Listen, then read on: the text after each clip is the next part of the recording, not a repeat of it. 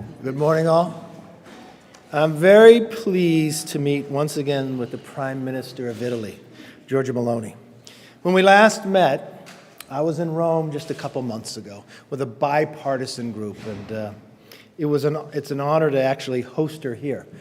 But as explained to the Prime Minister, when we departed, the Republicans and Democrats alike turned to one another and said, she is probably one of the most impressive leaders we have found on our trip. We've watched that you were looking forward, not backwards. How to bring Europe together, show leadership in Ukraine, but at the same time, the strategy to build for the future.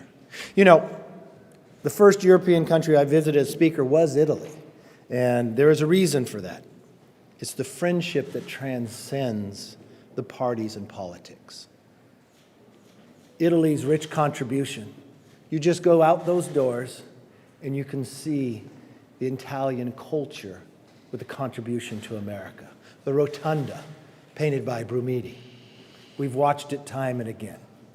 And on a personal note, you know, it wasn't that long ago that young immigrant of 11 years old left Italy to come to America. His name was Guido Palladino. He was my grandfather. To look for a better life, to be able to grow.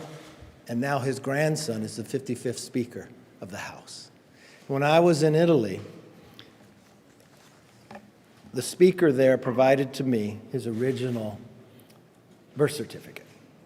Now I was able to show the Prime Minister his Ellis Island record of entering America. The bond between these two countries is very strong. And how do we continue to build for the future? I think with this Prime Minister and her strategy for the future and the connection with America will only be stronger. We had a bipartisan meeting with leaders on both sides here. We'll have a lunch afterwards. She will meet with the President, and we will continue to build that bond so further grandchildren will be able to understand not just their history, but why we keep it and why the world, through our democracies, is safer and stronger. So I give you the Italian Prime Minister, Giorgia Meloni. Thank you very much. Good morning. I want to thank Speaker Kevin McCarthy, my friend, Speaker Kevin McCarthy, for this occasion he gave me. I want to say that I'm very glad to be here in the heart of the American democracy, and in the place that Thomas Jefferson, at the time Secretary of State of President George Washington, wanted to call Capitol Hill to commemorate the famous Temple of Giove on the Capitoline Hill, Il Campidoglio, one of the 7 hills of Rome. And I say it for it is another sign of the incredibly strong ties between Italy and the United States. Ties that have become even deeper in recent times after the Russian war of aggression against Ukraine. More than ever in this international juncture, our relations are essentials. More than ever, we must be able to rely one on the other. Today, we had the occasion to exchange views on many international issues, from the war in Ukraine and its effects worldwide, in particular regarding food security, to the stabilization and development in the Mediterranean area, moreover in Africa, the Indo-Pacific, and Italy's next presidency of the G7.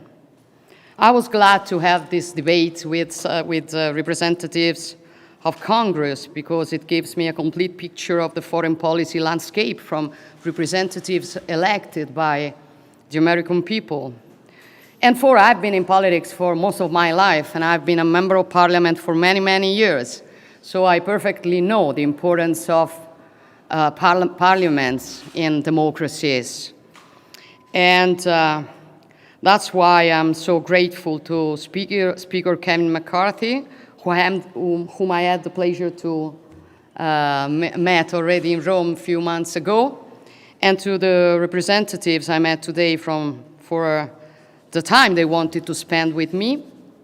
And last but not least, I'm happy to be here in a place decorated by these wonderful frescoes of Costantino Brumidi, another Italian. For this place represents and sums up also the stories of all the Italian Americans who, with their lives, with their efforts, with their dreams, with their creativity, contributed strengthening the bonds between our two people and contributed to make this democracy the great democracy it is. So I want to say that I'm proud of these Italians. I'm proud of your grandfather too, Kevin. And I really want to thank them for the contribution they brought to the history and the culture and the identity of this nation.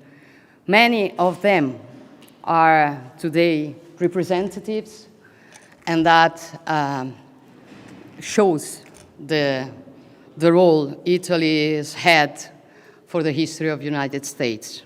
And that is one reason more to continue strengthening our relation, our cooperation, our friendship, particularly in this tough world, in this tough situation. Many things are changing around us. But there is something others didn't expect, that we should perfectly prove, that the West world is united and wants to defend the world based on rules.